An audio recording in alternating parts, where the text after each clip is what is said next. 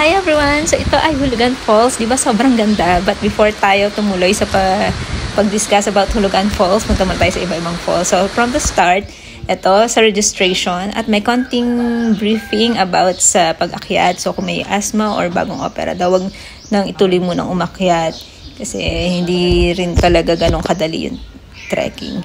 At ito, huwag niyong kakalimutan bumili ng bibingka. Sobrang sarap. Nagsisinga ako, isa lang ang binili namin. Kasi akala ko normal na bibingka lang siya na parang tinapay.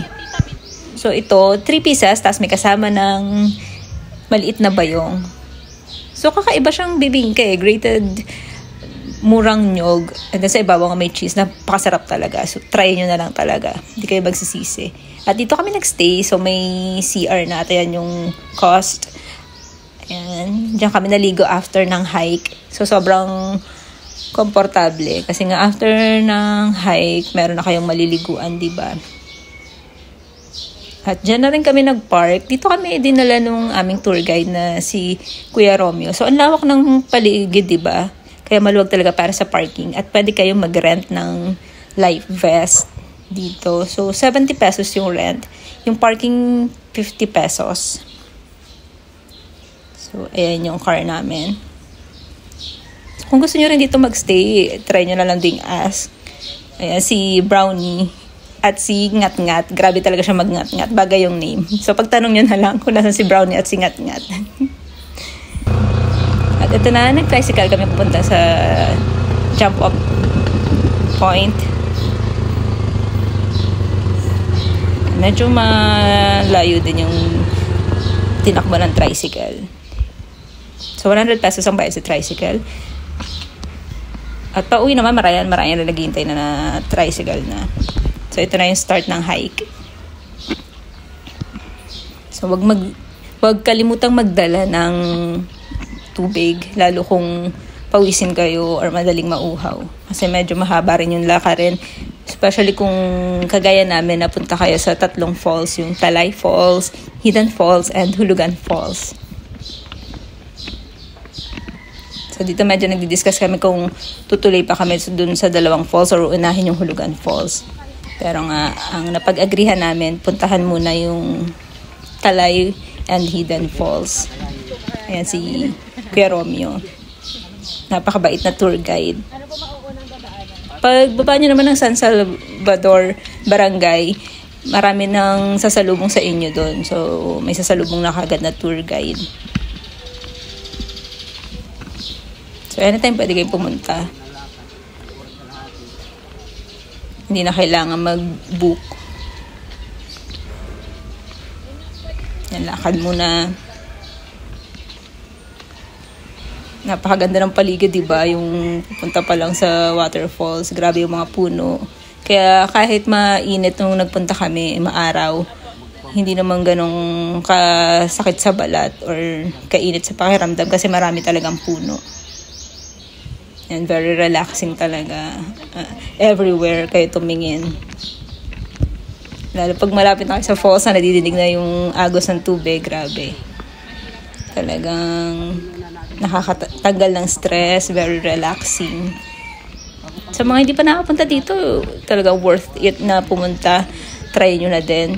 So, yan. Iniwan ko na lang pala yung original sound para madinig nyo rin yung mga huni ng ibon, yung bagsak ng tubig from the waterfalls.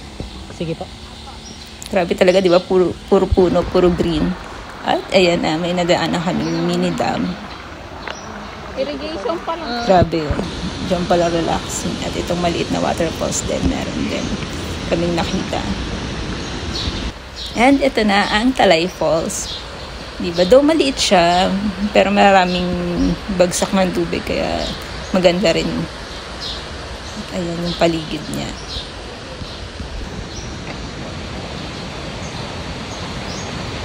Ayan yung waterfalls na maliit. At ingat po tayo sa pag-trek nga. Medyo madulas kasi ang mga bato. Lalo kung masaktuhan na maulan kayo nagpunta. So, ingat na lang ng doble. Ito na yung pupunta ng Hidden Falls. Medyo challenging yung route. Puro bato talaga yung dadaanan. So, panoorin na lang po muna natin para ma-check nyo rin kung kakayanin ng inyong katawan. Depende kasi sa ating fitness level eh.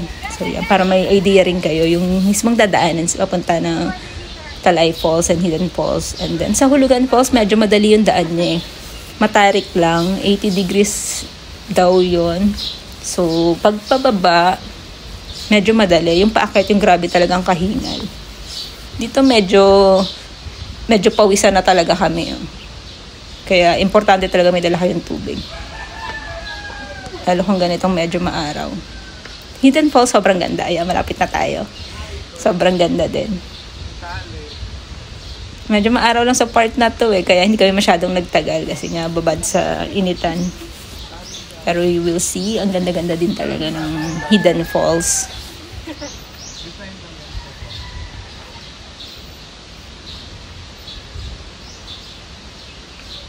So first time ko rin nakapunta sa Luisiana, Laguna at makakita ng waterfalls. At hindi ako na-disappoint. At actually nagulat nga ako, hindi ko in-expect na ganun kaganda.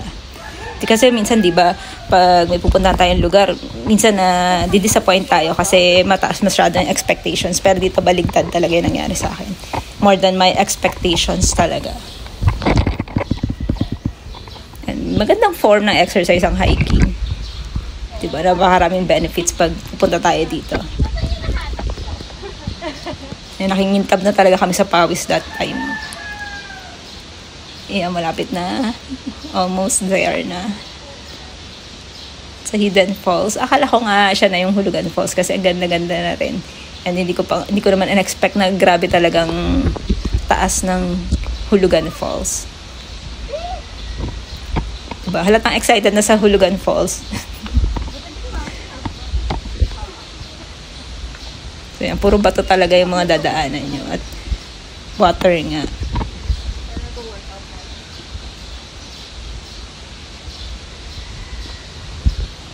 So, swerte pa nga kasi mainit. So, hindi extra dulas yung mga dadaanan. May mga part lang talagang basa. Kaya, mas maganda naka-sandals gaya namin. No? Or naka-hiking shoes kayo. Para mas safe din, di ba? Pero iba kinakaya naman kahit simple lang yung nila. Yung suot nila. So, depende na lang talaga sa fitness level. Pero doon tayo unahin natin ang safety.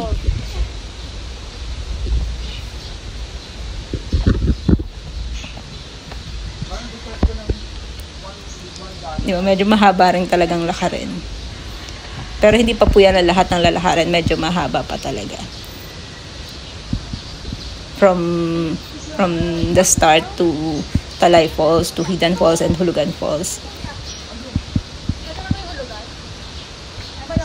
So, depende na lang din kung ano yung gusto nyong unahin. Sabihin nyo na lang sa guide.